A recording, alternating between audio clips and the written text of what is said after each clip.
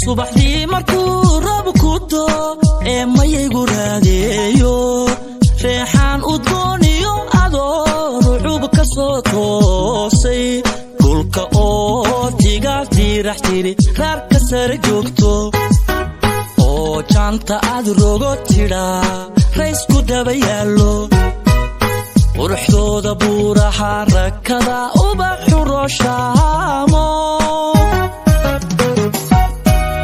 qoraxdana daruur lagu rakibay raranka ka dahday buurama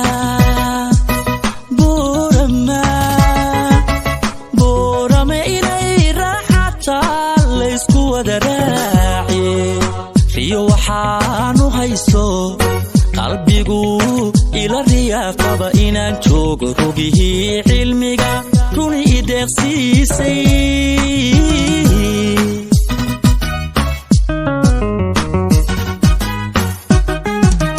subaxdii markuu roob ku doo mayaygu raadeeyo reexaan udgooniyo adoo rucub ka soo toosay dhulka oo tigaal diirax tiri raarka sare joogto oo jaanta aad rogo tidhaa raysku daba yaallo quruxdooda buuraha rakada ubaxu rooshaamo qoraxdana daruur lagu rakibay raranka ka dahday buurama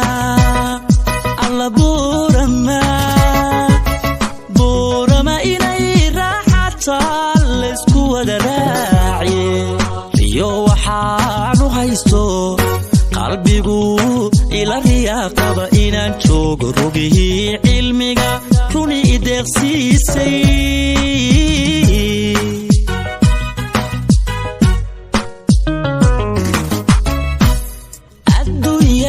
haddaan reer dhismiyo raas la wada taagin waxba maalka loo roorayaa kuma rusheeyaane mar waraysin laga dhiibo runa haddaad doonto ama ay haween raaliya ruuxdu hibanayso ragninkii dhabeel muuqlayo raba ilwadkeeda raasweynta reer buurama lala rafiiqaaye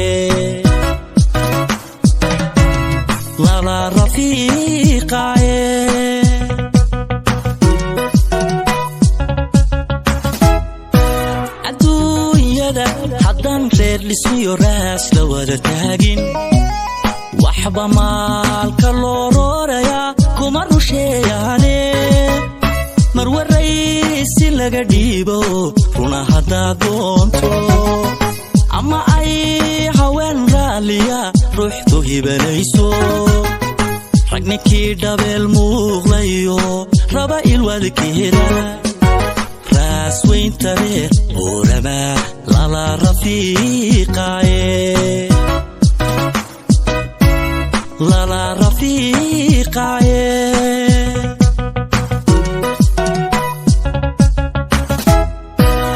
taariikhda roolka haddaan dib ugu sii raaco rabbi baa musheekh diilayo dhigay rag waayeela rasmi talada loo gooyayo gurti lagu reeyo waa waxaynu guulaha runtaa ugu riyaaqnaaye ra'yigiinnu limituu dhashaan ruuxna qarinayne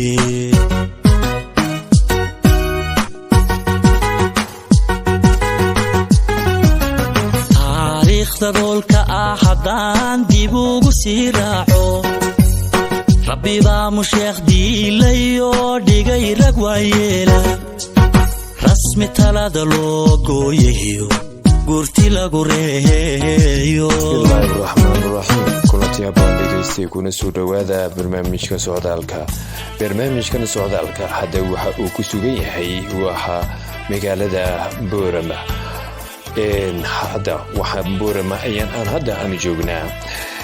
Soo diyaarinta koowaadi waa aniga oo guuleed ah, farsamaduna waa walaalkayga qaaliga Yunis wadaba isku geeyay oo waxa aan hadda marka aan socdaalka aan magaalada Boorama aan dhex soconay ama si aan mikrofoonka aan la wareegnay waxa aan ka soo qaadnay bulshooyin kala duwan. inkastoo aan ku jirno munaasabada ciida oo dhammaan ummadda muslimka oo dhani ay si farxad leh iyo si maamuus ay ku dheehan tahay ay u soo dhaweynayaan munaasabadan ciida.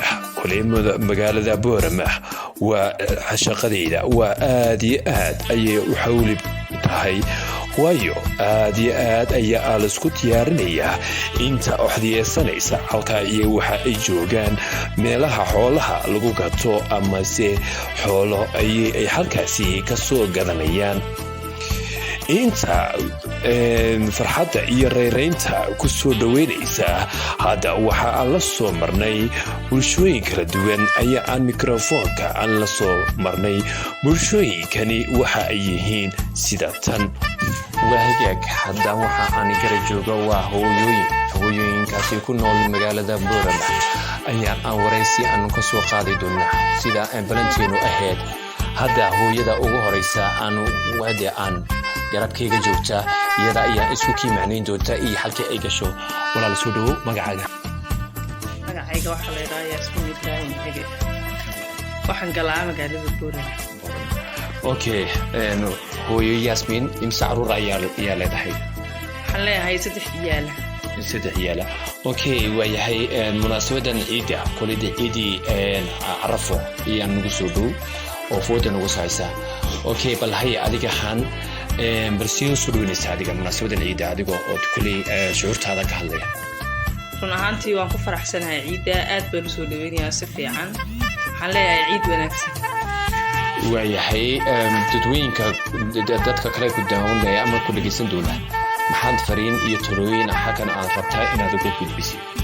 waxaan leeyahay ciid wanaagsan. ciideeda bashbash iyo barwaaqo ilaahay nagu gaarsiiyo insha Allah. waan soo dhaweynayaa, aad baan u faraxsanahay ciida maantii. waan soo dhaweynayaa, welcome baan leeyahay. ciideeda bashbash iyo barwaaqo ilaahay nagu gaarsiiyo. aad baan u faraxsanahay. waxaan leeyahay bulshadana waxaan u farayaa in aan si fiican u wada ciidno insha Allah. ciid wanaagsan.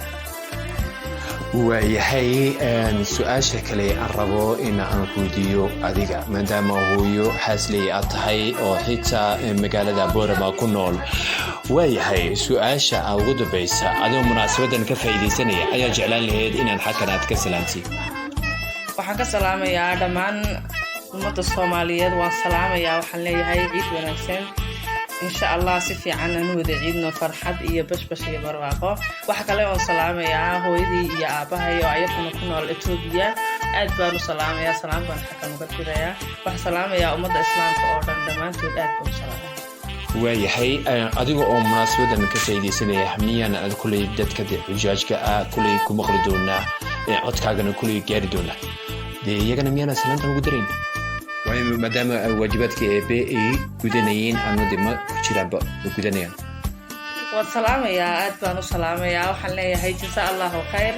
salaan ayaa yakan hawada u marnayaa sidoo kale. aad baan u salaamayaa. okay madaxweynihiina iyo marwadiisa miyaan adiga isagana salaamayna? waan salaamayaa madaxweynaha Somaliland. waan salaamayaa isagana, aad baan u salaamayaa. asaga iyo marwadiisaba salaam baan u dirayaa. okay waayahay taasi waxay ahayd waa hooyo ku nool magaalada Boorama oo xaasley magaceegana Yasmin ayaa la yiraahdaa.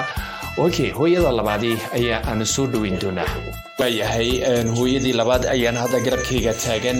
hooyo soo dhawow magacaaga iyo halka aad gashay maadaama aan Boorama u la galo. haye kaartayga ayaa aad ka gashaa ama kaga nooshay kaartayga ama xaafadda aad ka gashay Boorama? magacayga waxaa la huban waxaan ka deganay magaalada Boorama xaafadii xaafadda la yiraahdo Shadeer waayahay hodan koley imisa awlaad ah ayuu aad weyn ku siiyay ama si aan leedahay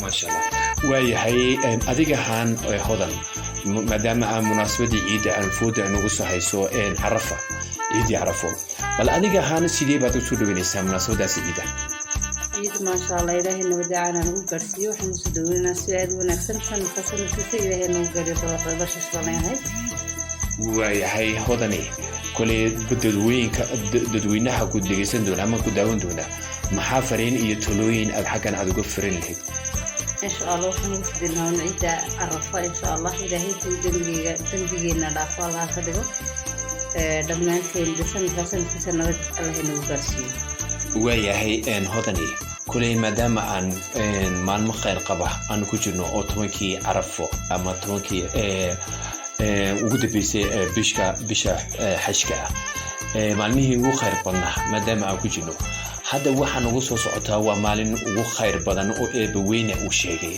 oo maalintaasi 9ka 10kana ay beri oo kale ay noqonayso maalintaasi dadweynaha ku dhageysan doona ama ku daawan doona maxay iyagana fariin iyagana ugu far lahayd maalintaasi si ay uga faa'iideystaan waxaan leeyahay insha Allah hadii la qadaro maalinta ugu khayrka badan waa maalinta 9aad ee dadka ummadda saamfadhan ay soonayaan insha Allah ilaahay naga dhigo kuwa ka faa'iideysta maalinta soomka una ka dhigo labada sano ee la sheegay in labada sano qofka loo dambi dhaafo insha Allah intuu ilaahay u dambi dhaafo labada sano ciidana nabadii lagu gaarsiiyo waayahay kulli waxa aan ku jirnaa ciidii bantalan maalmaha ciida lagu jiro okay bulshada reer Boorama odxiyada dhammaantood may samaystaan mise intii jabro ayaa samaysatay labaadu wax laga yaabaa magaalada inta ugu badan way samaysataa intii aan samaysana waxa u geeyay dadka jaarka way samaysay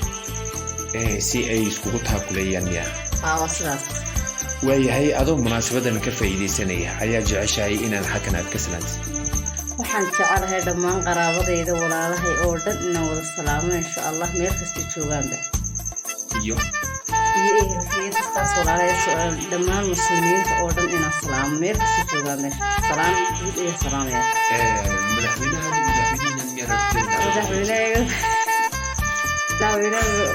jamhuuriyadda Soomaaliland musabbixina wa salaamaya waa hagaag haddii aan intaasi kaga soo gudubno waraysiga aan bulshada aan reer Boorama aan la yeelanay hadda barnaamij intan la mid ah barnaamij midkan la mid ah dib inta aan ugu kulmi doono aan hawada aan dib aan isku arki doono waxa aan iga tagayaa sida iyo nabaday isma dhaafno